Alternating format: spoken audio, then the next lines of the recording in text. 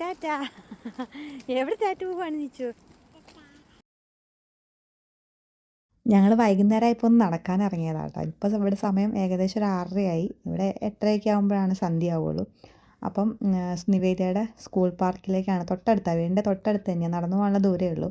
അപ്പോൾ അവിടെ പോയി കഴിഞ്ഞാൽ അവിടെ കുറച്ച് ഊഞ്ഞാലും കളിക്കാനുള്ള സൗകര്യങ്ങളൊക്കെ ഉണ്ട്. നിവേദിയുടെ ക്ലാസ്മേറ്റ്സൊക്കെ വരും അവിടെ. അപ്പോൾ അവരവിടെ കുറച്ച് നേരം കളിക്കും. നിച്ചു അവിടെ കുറച്ച് നേരം ഊഞ്ഞാലൊക്കെ ആടി കുറച്ച് നേരമൊക്കെ അവിടെ ഇരുന്നിട്ട് വരും. നാട്ടിൽ ഇന്ന് അത്തമാണല്ലോ അല്ലേ? നാട്ടിലല്ല, ഇവിടെ ഇന്ന് അത്തം തന്നെ. ഇവിടെയും ഇന്നാണ് അത്തം. ഇവിടെ അങ്ങനെ അത്തം തുടങ്ങി അങ്ങനെ ആ ഒരു ആഘോഷമൊന്നുമില്ല നാട്ടിലെ പോലെ.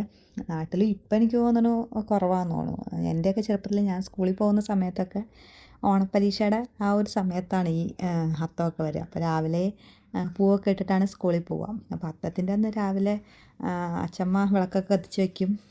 ഞാൻ തൊഴുത്തിൽ പോയി ചാണകമൊക്കെ എടുത്തിട്ട് വന്ന് മുറ്റം മെഴുകി ഒരു തുളസിക്കതിരും, പിന്നെ അത്തത്തിൻ്റെ അന്ന് തുമ്പക്കുടം മാത്രം, തുമ്പപ്പൂ മാത്രമേ ഇടുള്ളൂ. അപ്പോൾ ആ തുമ്പപ്പൂവും ഇട്ട് കഴിഞ്ഞ് ധൃതി പിടിച്ചാണ് സ്കൂളിലേക്ക് ഓടുക. അപ്പം ഈ അത്തം തുടങ്ങിയ പിന്നെ നമുക്ക് വീട്ടിലൊരു ഓണം ഫീലാണ്. എല്ലാ ദിവസവും രാവിലെ മുറ്റത്ത് പൂവിടണം. പിന്നെ എക്സാം ഒരു 3-4 ദിവസം കഴിയുമ്പോഴത്തേക്കും എക്സാം കഴിയും.